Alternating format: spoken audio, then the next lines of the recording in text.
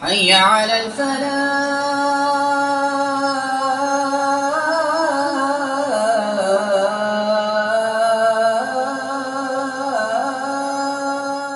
میں یہ کہہ رہا ہوں اللہ کے سامنے جھکو، اللہ کے سامنے جھکو، حضرت محمد صلی اللہ علیہ وسلم کی پاک زندگی اپنا لو،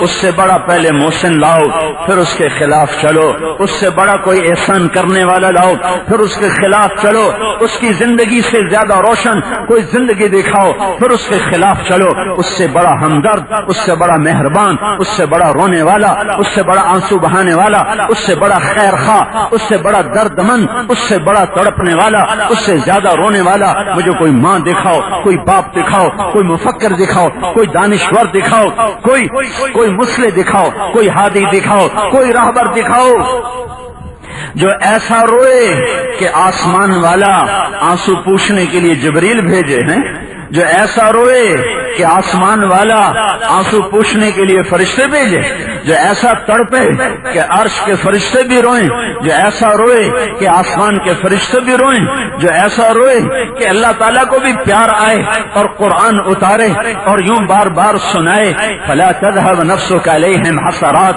اور یوں کہے لعلك باخع نفسك الا يكونوا مؤمنين، لعلك باخع نفسك على آثارهم ان لم يؤمنوا بهذا الحديث اسفا۔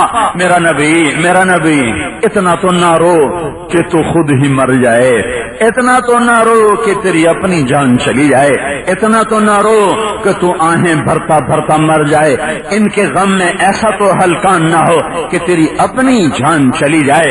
ایسا کوئی درد مند دکھاؤ، ایسا کوئی غم والا دکھاؤ جو ایک آدمی کے لیے رویا بھی ہے، تڑپا بھی ہے، بے قرار بھی ہے کہ یہ جہنم سے بچ کے جنت میں جانے والے بن جائیں۔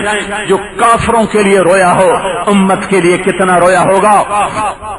ہائے ہائے ہائے، حکم بن کیسان گرفتار ہو کے آیا ہے، یمامہ کا سردار ہے، بڑی جنگ کے بعد گرفتار ہوا ہے، آپ اس کو مکہ مسجد میں بٹھا کے دعوت دے رہے ہیں کلمہ پڑھ لے کامیاب ہو جا، کہ نہیں پڑھوں گا، کہ پڑھ لے، کہ نہیں پڑھوں گا، پڑھ لے، نہیں پڑھوں گا۔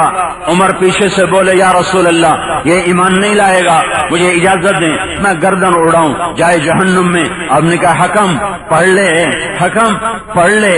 اس کی اتنی محنت کی کہ اس نے کلمہ پڑھ لیا۔ جب اس نے کلمہ پڑھا تو آپ نے عمر کو دیکھ کر کہا تیری مان تو یہ جہنم میں چلا جاتا ہے۔ چچا کا قاتل کون چچا؟ کون چچا؟ اسد اللہ۔ کون چچا؟ حمزہ بن عبد المطلب۔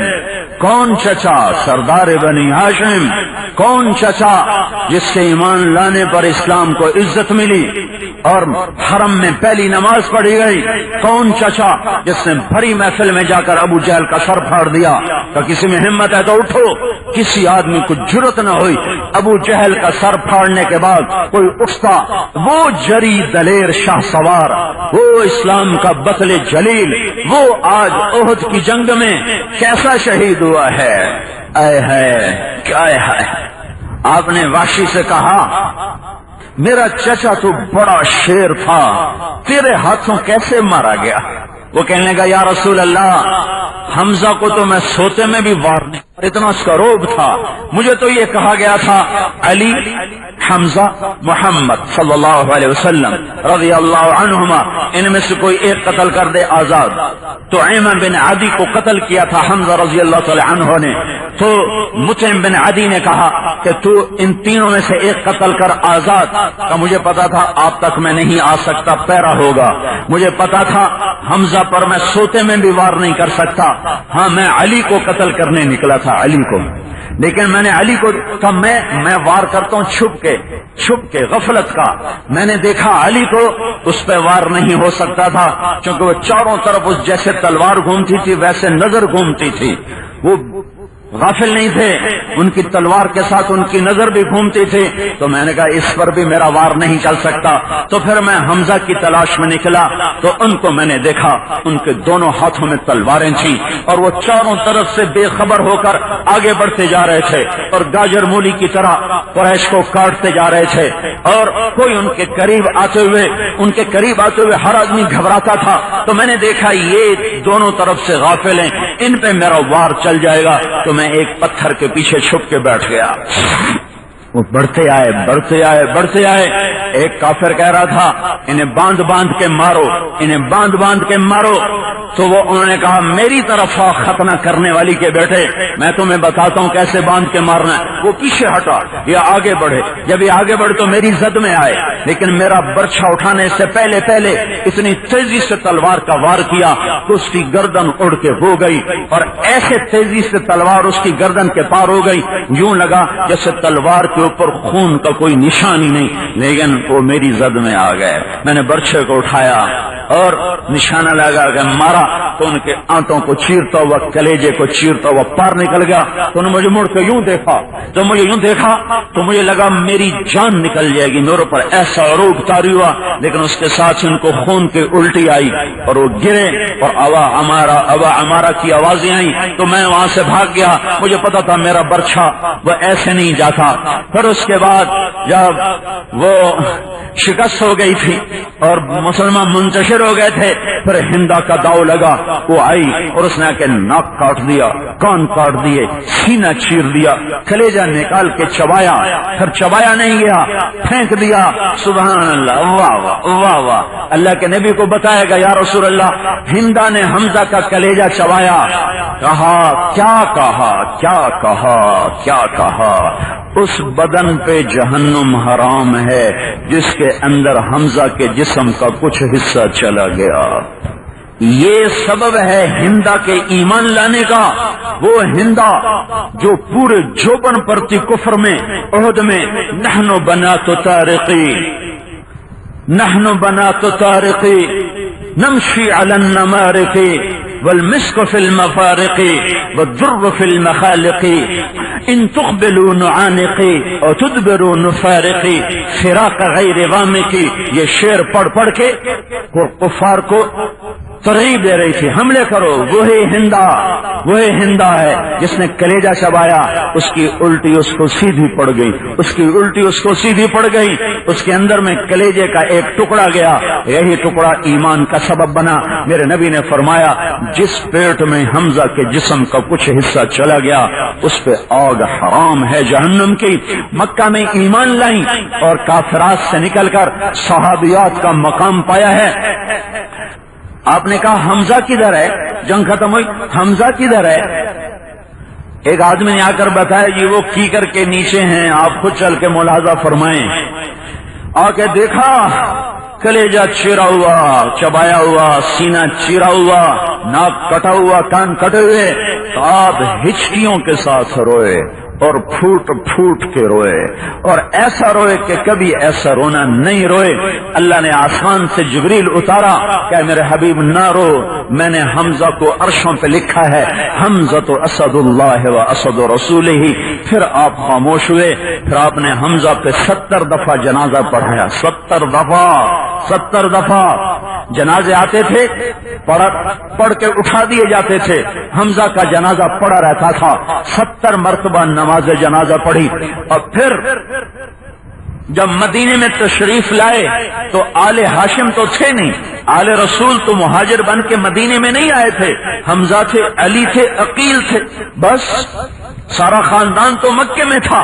جب آپ مدینے میں پہنچے تو گھر گھر سے گلیوں میں سے رونے کی آوازیں آئیں، چونکہ 70 میں سے صرف 4 ہیں مہاجر شہید ہوئے، باقی سارے انصار شہید ہوئے تھے۔ تو گھر گھر سے جب رونے کی آواز آئی تو میرا نبی پھر رونے لگا کہ اما حمزہ فلا بواکی اللہ، آج سب کے رونے والے موجود ہیں، میرے چچا پہ رونے والا ہی کوئی نہیں۔ میرے چچا پہ رونے والا ہی کوئی نہیں ہے۔ یہ بات جب سعد بن عبادہ نے سنی تو انہوں نے انصار کی عورتوں کو جمع فرمایا کہ جاؤ جا کے اللہ کے نبی کے در پہ بیٹھ کے آنسو بہاؤ۔